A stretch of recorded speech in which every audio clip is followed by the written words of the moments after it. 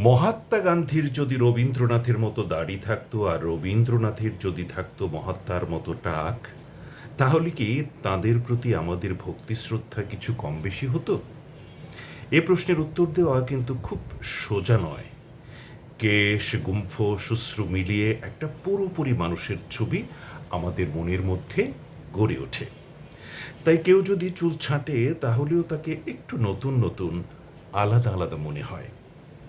যার দাড়ি ছিল সে হয়তো কামিয়ে ফেলেছে, যার গোঁফ নেই সে হয়তো গোঁফ রাখা শুরু করেছে।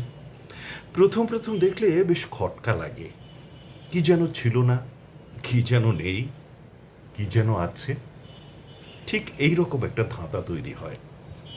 প্রথমে গোঁফের কথা বলি। একটা পুরনো হেঁয়ালি ছিল, মাসির যদি গোঁফ বেরোয় তাহলে কি হবে। শিবরাম চক্রবর্তী এর একটা খুব সহজ সমাধান দিয়েছিলেন। মাসির গোঁফ বেরোলে মাসি কিন্তু মামা হয়ে যাবে। এ বিষয়ে একটি চমৎকার বিলিতি গল্প আছে। এক ভদ্রলোক ট্রেনে করে যাচ্ছেন।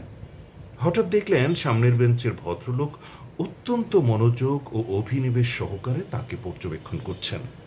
বারবার ঘুরে ঘুরে তাঁর মুখের দিকে গভীর কৌতূহলে তাকাচ্ছেন। প্রথম ভদ্রলোক অবশেষে বিরক্ত হয়ে দ্বিতীয় ভদ্রলোককে বললেন, ব্যাপারখানা কি বলুন তো মশাই?"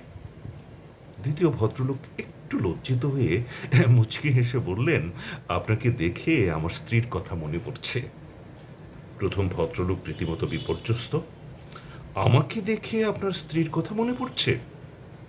দ্বিতীয় ভদ্রলোক এবার আমতা আমতা করে জবাব দিলেন, "আপনি এক্কেবারেই আমার স্ত্রীর মতো দেখতে, শুধু ওই গোঁফটুকু ছাড়া।" প্রথম ভদ্রলোক এবার খুবই অবাক হলেন।